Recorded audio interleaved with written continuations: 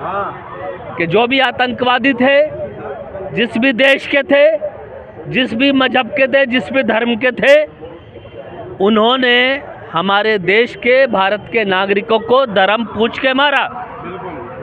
लेकिन यह भी सच है कि जब उन हिंदुओं को मारा गया, जब उन भारतीय नागरिकों को मारा गया, तो उनको बचाने के लिए कोई सुरक्षा बल, कोई पुलिसकर्मी, कोई सेना नहीं थी। वहाँ पर पैंट उतरवाई गई, उनके लिंग चेक करवाए गए कि तू हिंदू है या मुसलमान है।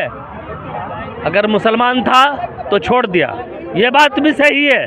कलमा पढ़ दिया, वो बच गए। जिन्होंने कलमा नहीं पढ़ा वो मार दिए गए। लेकिन ये बात प्रधानमंत्री से और भारत की सरकार से और भारत की एनडीए सरकार से पूछ रही है। एनडीए सरकार का मतलब होता है नीतीश कुमार, चंद्रबाबू नायडू, पासवान, चिराग पासवान और जयंत चौधरी और सारे घटक दल। सिर्फ मोदी मोदी करने से इस देश का भला नहीं होगा। ये मोदी की सरकार नहीं है, ये एनडीए की सरकार है, ये गठबंधन की सरकार है। ये मेट्रो के अंदर एक आदमी बिना चेकिंग के घुस नहीं सकता, तो मेरे देश के अंदर आतंकवादी बिना चेकिंग के घुस कैसे गए? हंसता है बिहार में जाके, नीतीश कुमार से हाथे मिला के हंस रहा है प्रधानमंत्री वहां पे। मेरे देश के 142 करोड़ लोगों को भारत के प्रधानमंत्री से, भारत सरकार से, इस लंगड़ी लूली सरकार से, इस बैसाखी की सरकार के, इस गठबंधन की सरकार से एक सवाल का प्रश्न, एक ही प्रश्न का जवाब चाहिए। भाई एक मिनट, ये पूरा घटनाक्रम में चाहे कोई भी किसी का पक्ष ले या ना ले, सुरक्षा चूक तो है ही, लेकिन जो भी आतंकवादी आए वो ये कायराना हरकत धर्म के नाम पे किए हैं। वो सीधे आते आते, गुजरात की एक लेडी है, पुणे की एक लेडी है, उनका वीडियो मेरे चैनल में पड़ा हुआ है, आज तक या आर टीवी भी दिखा रहा है, आर भारत। वो आते हैं, सबसे पहला पूछते हैं कि हिंदू मुस्लिम अलग अलग हो जाओ, सबसे पहला बात। ओके, वही मानसिकता है जो ट्रेन और दूसरी बात अगर कोई नाम न बता रहा है उसे कलमा पढ़ने के लिए बोलते हैं, और अगर कलमा कोई पढ़ भी लेता है उसको नग्न करके उसका खातना चेक करते हैं। तो बांग्लादेश नहीं बनाएंगे। तो क्या ये सही है? लोग बोलते हैं कि धर्म के नाम पे नहीं हुआ है, वो आतंकवादी थे।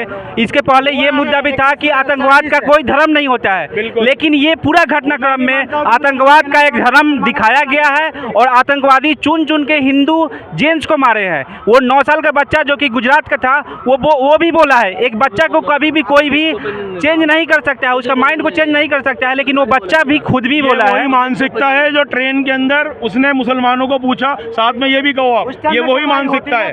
जैसे उसने मारा पुलिस वाले, बात सही है। हाँ, उसने भी नाम पूछ के मारा। एक मिनट शांत हो जाइए। वीडियो देखी थी ट्रेन में भैया, एक मिनट ये वही मानसिकता है। एक मिनट शांत रहो, भाई एक मिनट शांत रहो। सब पूरा देश सुनना चाहिए। ये बात सही है कि जो भी आतंकवादी थे, जिस भी देश के थे, जिस भी मजहब के थे, जिस भी धर्म के थे, उन्होंने हमारे देश के, भारत के नागरिकों को धर्म पूछ के मारा।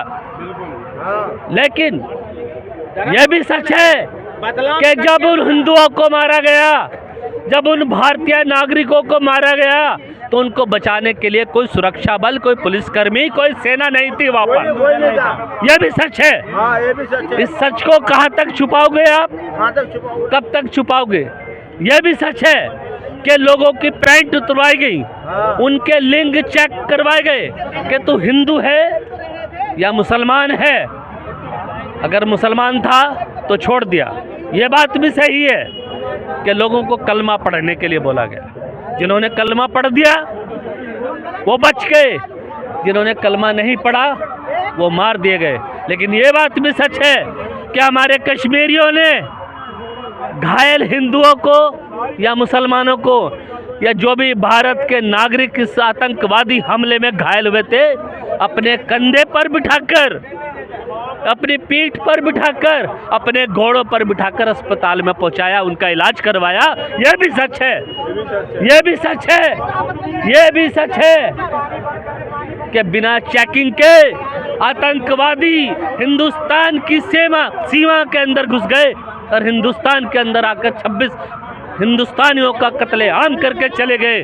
लेकिन उससे बड़ा सच ये है कि कश्मीरियों ने न कश्मीरियत भूली, न इंसानियत भूली, न मानवता भूली।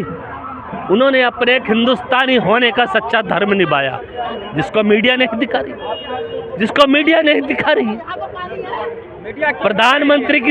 प्रधानमंत्री की सुरक्षा में 2 से 2.5 हजार पुलिसकर्मी होते हैं। जब प्रधानमंत्री बिहार की चुनाव भाषण देने जाते हैं, मेरे तो 2000 टूरिस्ट ही गए थे कश्मीर की वादियों में घूमने के लिए, और इसलिए गए थे। आपने 370 के बाद बार बार यह ढोल पीटा कि कश्मीर की वादियां शांत है, कश्मीर का माहौल शांत है, कश्मीर के अंदर पूरे देश से, हर राज्य से, पूरे विश्व से आकर लोग यहाँ रह सकते, यहाँ आए, यहाँ के पर्यटन का लुत्फ उठाएं, अपने परिवारों के साथ आए। किसी को नहीं पता था हम अपने परिवारों के साथ जाएंगे और आतंकवादियों की गोलियों के शिकार हो जाएंगे। भारत सरकार की क्या जिम्मेवारी नहीं है? क्या भारत सरकार की जिम्मेवारी नहीं है? और भारत सरकार को इस बात का जवाब देना चाहिए। ये देश के 142 करोड़ जनता आज भारत के प्रधानमंत्री से और भारत की सरकार से और भारत की एनडीए सरकार से पूछ रही है।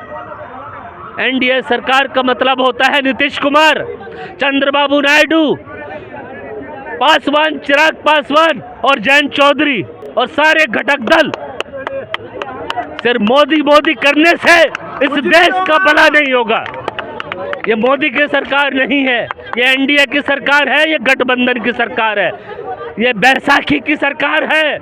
इस बैसाखी की सरकार को जवाब देना होगा देश के 142 करोड़ लोगों को कि देश की राजधानी है दिल्ली और दिल्ली के अंदर चलती है मेट्रो। जब मेट्रो के अंदर एक आदमी बिना चेकिंग के घुस नहीं सकता, तो मेरे देश के अंदर आतंकवादी बिना चेकिंग के घुस कैसे गए? कैसे गए? हंसता है बिहार में जाके, नीतीश कुमार से हाथे मिला के हंस रहा है प्रधानमंत्री वहां पे। संवेदनाएं नहीं हो सकती क्या? ये प्रश्न, क्या ये जो तुम्हारी मीटिंग थी ये टाली नहीं जा सकती थी? क्या तुम्हारे लिए देशवासियों से ऊपर तुम्हारे लिए देश का चुनाव हो गया? बातें करते हो, मेरे लिए पूरा देश परिवार है, मेरे परिवारजनों। अरे ये राहुल गांधी चला गया पहलगाम, जहां पर यह घटनाक्रम हुआ। तुम्हारे गठबंधन का उप मुख्यमंत्री चला गया, शिंदे, एकनाथ शिंदे चला गया। अपने महाराष्ट्र की जनता के दुख को अपने कलेजे में समेटने के लिए, हर सुख सुविधा उनको देने के लिए उनके दुख में शरीक हो गया। और ये प्रधानमंत्री पहलगाम नहीं जाता है, यह बिहार के चुनाव की रैली में जाता है।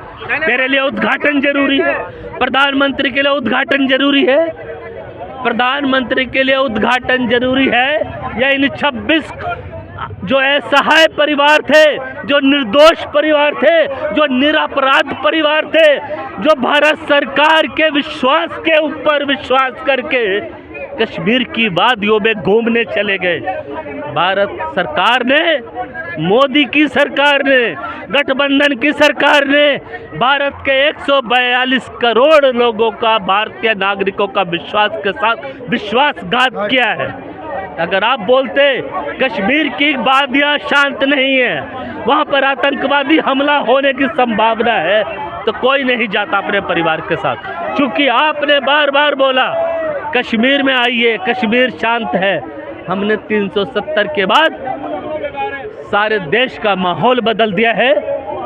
आप आइए, आज के कश्मीर को देखिए। एक कश्मीर वो था जब कश्मीरी पंडितों को भगा दिया गया था, और मोदी ने कहा आज का कश्मीर देखिए। मोदी के भरोसे के विश्वास करके देश के लोग सभी राज्यों से कश्मीर की वादियों में जा रहे थे घूमने के लिए, पर्यटन करने के लिए। मेरे देश के टैक्स पेयर्स के पैसों से जो देश का प्रधानमंत्री नरेंद्र मोदी मेरे देश के टैक्स पेयर्स के पैसों से देश का गृह मंत्री अमित शाह जो सुरक्षा लेता है, जो उसके सुरक्षा चक्र में जितने सिपाही सुरक्षा बल होते हैं, अगर उतने ही सुरक्षा बल मेरे 2000 पर्यटकों के लिए लगा दिए गए होते तो ये 26 मौतें नहीं होती। लोग जा रहे हैं, आतंकवादी जा रहे हैं, वहाँ पर रेकी कर रहे हैं, वहाँ पर AK-47 लेके जा रहे हैं, किसी को नहीं पता कहाँ से आ गए, कहाँ से आ गए। जब पर्यटक हमारे जा रहे थे उनकी प्रॉपर चेकिंग हुई, उनके आधार कार्ड, पैन कार्ड सब चेक किए गए, कहाँ से आए हो। आतंकवादियों की चेकिंग नहीं होती है, देशवासियों की चेकिंग होती है। मेरा देश कहाँ जा रहा है मुझे पूछना पड़ेगा। और मेरे देश के 142 करोड़ लोगों को भारत के प्रधानमंत्री से, भारत सरकार से, इस लंगड़ी लूली सरकार से, इस बैसाखी की सरकार के, इस गठबंधन की सरकार से एक सवाल का प्रश्न, एक ही प्रश्न का जवाब चाहिए। अगर तुम्हारे लिए सुरक्षा है तो देश के नागरिकों के लिए सुरक्षा क्यों नहीं है? देश के टैक्स पेयर्स का पैसा प्रधानमंत्री की सुरक्षा में खर्च होता है। देश का प्रधानमंत्री जो रोटी खाता है, 3 टाइम सुबह नाश्ता करता है, दोपहर का लंच करता है, रात का डिनर करता है, वो टैक्स पेयर्स के पैसे से करता है। अपने टैक्स, अपने घर से पैसा लेके नहीं आता नरेंद्र मोदी। अगर यदि देश का टैक्स पेयर्स इतना सक्षम है कि प्रधानमंत्री को 3 वक्त की रोटी खिला सकता है, तो सरकार की भी जिम्मेवारी है कि देश के नागरिकों के लिए एक सुरक्षा की व्यवस्था होनी चाहिए। खास करके वहाँ पर जहाँ 5 दिन, खास करके वहाँ पर जहाँ पर हमारे हिंदुस्तान के सर्वश्रेष्ठ हमारे जो हमारे नेचुरल रिसोर्सेज हैं, जो हमारी प्राकृतिक संपदाएं हैं, जहाँ पर हमारे पर्यटन स्थल हैं, जो हमारी देवभूमि है, वहाँ पर तो सुरक्षा व्यवस्था के पूर्ण इंतज़ाम होने चाहिए। और देश के गृह मंत्री को जिम्मेदारी लेते हुए नैतिकता के आधार पर इस्तीफा देना चाहिए तत्काल।